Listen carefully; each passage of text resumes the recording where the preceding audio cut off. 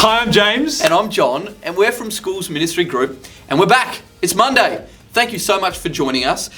We have a different focus this week. Who is our character of the week, James? We've got Hugdopus, and Hugdopus is this kid that's super silly and excited. But before we get into that, we're going to be doing a feelings check-in. John, how are you feeling? Let's get our feelings poster out. And I want to know, last Friday we talked about doing something in focus time. Our Healthy Mind Platter talks about focus time. And I'm curious, did you do something? Did you do an activity on the weekend that included focus time? Well, James, thank you so much for asking. We know it's really important to do a feelings check-in, and Monday morning is such a good opportunity to do a feelings check-in, so thank you for asking. Today, I'm feeling hopeful. I'm really hopeful about this week. I'm hopeful about what we're going to learn from Hugdopus. I'm hopeful because there are lots of exciting things going on in my life too. I'm hopeful because I'm spending a bit more time at work now. I'm able to see a few more people.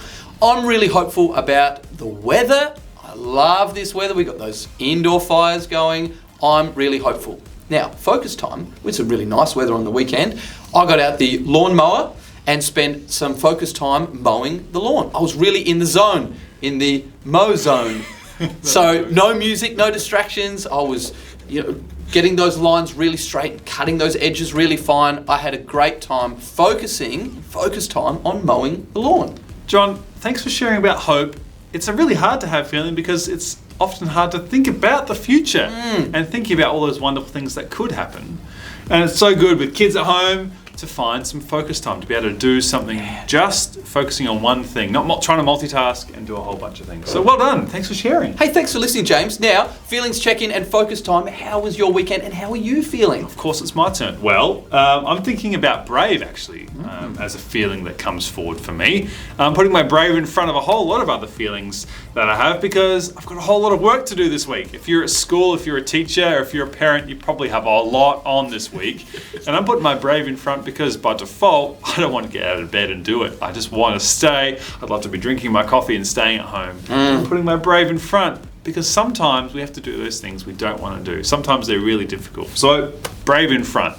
On the weekend, I focused on doing some of those hard to do things, and that was some accounting and some numbers, and I focused on making sure that all of my bank accounts and things were in check, and I was focusing on that one task, that one thing, just at that one time. No music, no kids running around, just some space to be able to do that. I love that you had some focus time and you made it a priority, James, and thank you so much for sharing about being brave, especially when it's about hard to have feelings. So good on you for being brave.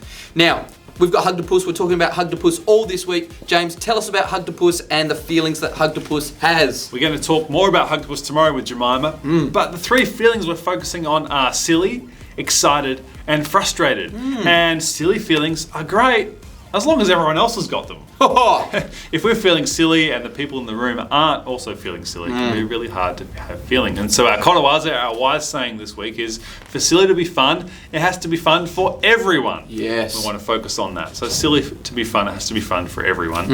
Our excited feelings go hand in hand. If we're feeling really excited and the people around us aren't feeling so excited, it can be a little bit confusing, a little bit strange.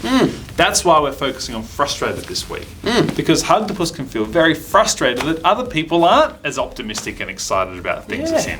He goes, why aren't you so happy? Why aren't you just celebrating your life and celebrating all the good things? Can get really frustrated by that. Even though other people might just be feeling other things, and that's okay.